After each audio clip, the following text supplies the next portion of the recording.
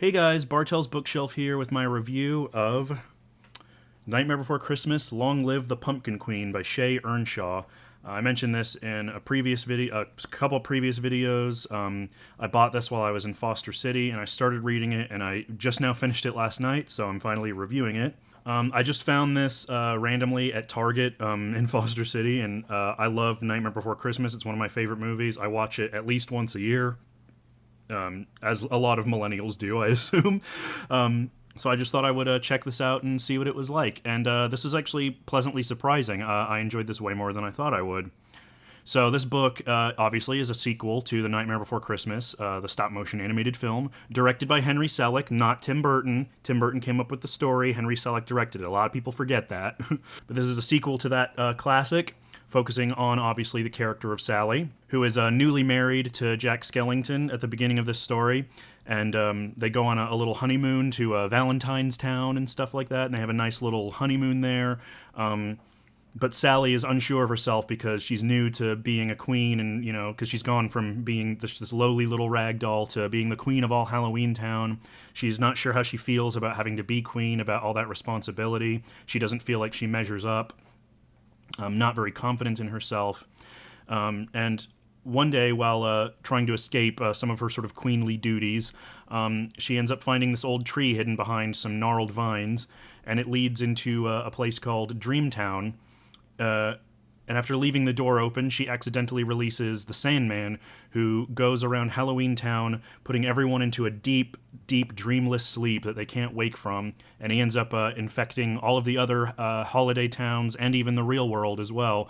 So, everyone is left asleep except Sally, and Zero, of course. She has to go on a simultaneous adventure of rescuing everyone and an adventure of self-discovery as she sort of learns to find confidence in herself and to be the queen that she was always destined to be. So yeah, this book, as I said, this really surprised me. I had pretty much zero expectations going into this. Tie-in fiction like this is always very hit or miss. It can either be pretty good or really, really bad. There's really no telling what you're getting into.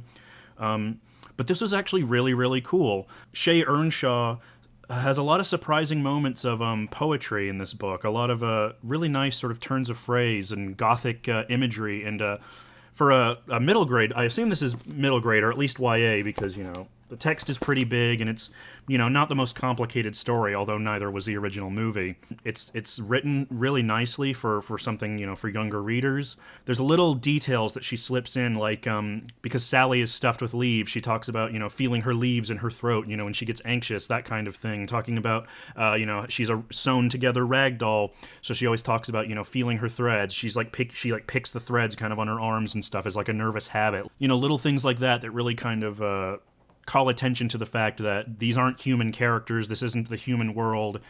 This is a place, you know, that's just pure myth, pure fantasy, and I really liked that. And as well, it was really interesting seeing some of the other holiday towns. There's a little, they obviously, Jack and Sally obviously have their little excursion to Valentine's Town, and that's really cute and sweet. You know, it's very bubbly, everything's pink, you know, there's rose blossoms everywhere, everybody's eating candy and romantic, you know, sharing love poetry. And there's a little excursion later on to some of the other towns, and I just loved how Shea Ernshaw really kind of nailed the vibe of each town in just very few words, in like a paragraph or two, and I thought that was really, really interesting and well done, and it was just very atmospheric. I could see it in my head.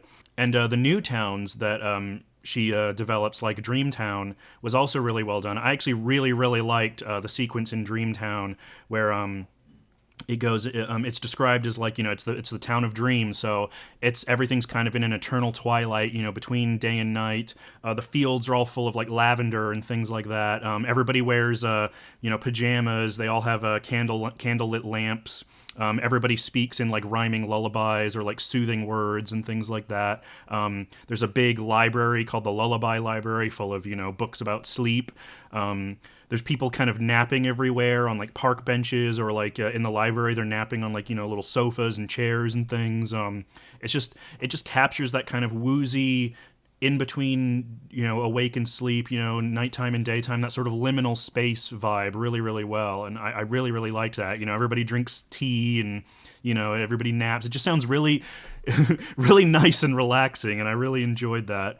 As well, one of the things I really enjoyed about Sally's arc in this book is how it kind of mirrors Jack Skellington's arc from the first movie, where, Jack at the beginning of the movie isn't feeling like himself. He's not feeling up to his, sort of kingly duties. And so he kind of goes on an adventure to sort of rediscover himself by taking over Christmas. And his adventure in doing that teaches him to kind of re-embrace his Pumpkin King self and find sort of the spark that he was missing.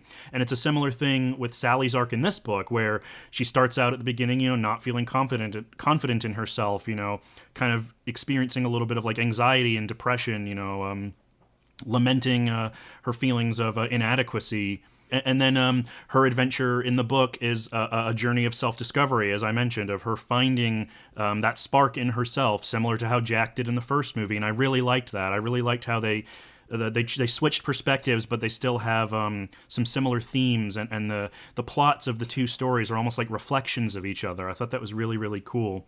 And I also really enjoyed the Sandman in this book. He's mysterious. He's creepy. Your typical like big tall old man, covered in robes, but he's always like whispering in these like creepy lullabies, lulling people to sleep. He's actually quite scary at a few points in this book. And I really liked how they resolved the conflict with him. It's not like the first film where Oogie Boogie is just kind of destroyed. I don't want to give any spoilers at this point in the video, but I really liked how the Sandman was handled and how he was sort of conquered. It felt very fairy tale-esque, which fit perfectly with the vibe of the movie. And I just loved the sort of the simplicity of it. It's one of those things where you think about the logic of it, and it's like, oh, of course, I really, really enjoyed that. Now, of course, this book's not perfect. There were a few issues that I had with it. Not major issues, but there were a few things. Obviously, it's written for a younger audience, so it's a bit simplistic in the sense that it's, good guys, bad guys, that kind of thing. Although I did mention, there are little shades of gray here and there.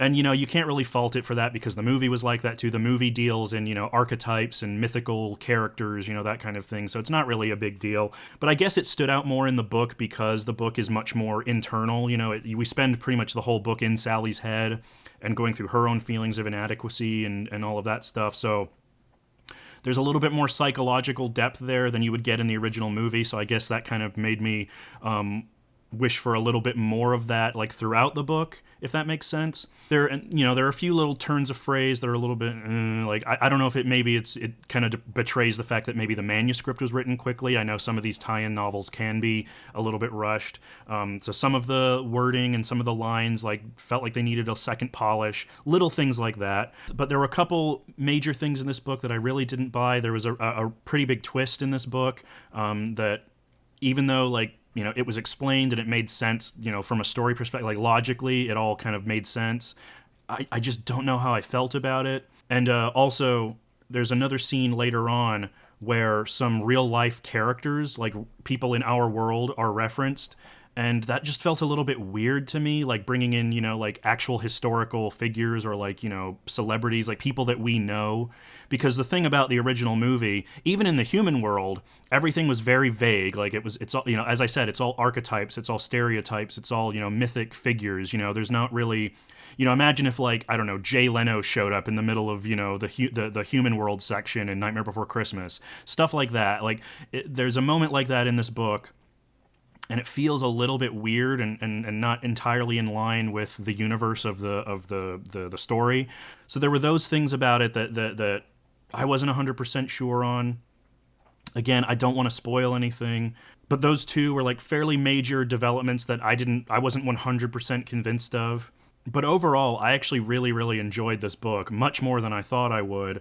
It was just a really nice, atmospheric, sort of almost cozy. It was sort of a cozy read in a weird sort of way, because it's very fantastical and it captures that sort of heightened Nightmare Before Christmas, stop motion vibe really well. I really enjoyed that about it. I could picture it in my head as a stop motion film. I mean, if they ever wanted to, for whatever reason, adapt this into an actual animated stop motion sequel, I could see that. I think that would work really well. Like, I could see the visuals in my head as I was reading, which I thought was great. You know, she definitely really captured that. You can tell she was a big fan of the movie and spent a lot of time before writing this kind of thinking about that world.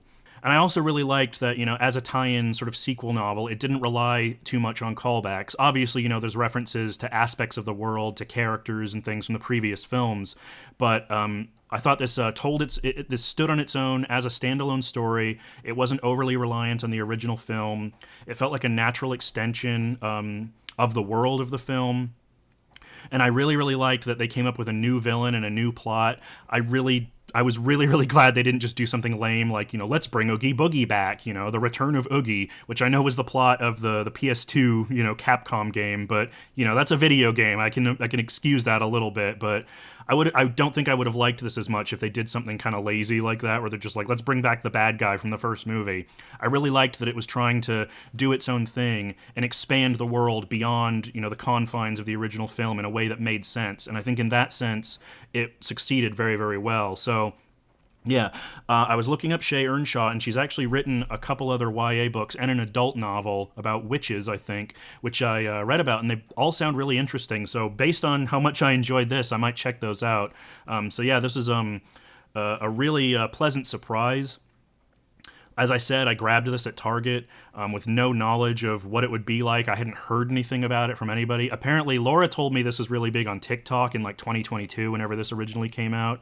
But I'm not on TikTok really, so I wasn't aware of that. I knew nothing about this going in. And yeah, I was pleasantly surprised. I really enjoyed this much more than I thought I would. So if you're a fan of Nightmare Before Christmas, I think you would get a lot out of this. I think there's a lot to enjoy in this book, you know? So if that sounds like, you know, something you'd be into, you know, if you're a fan of the book and you just want to see some interesting sort of licensed fan fiction, I recommend this. Definitely a pleasant surprise. Really glad I read it. And I definitely look forward to looking more into Shea Ernshaw's work. So yeah, that was my review of Nightmare Before Christmas, Long Live the Pumpkin Queen by Shea Ernshaw. Hope you guys enjoyed, and until next time, I'll see you guys later. Bye.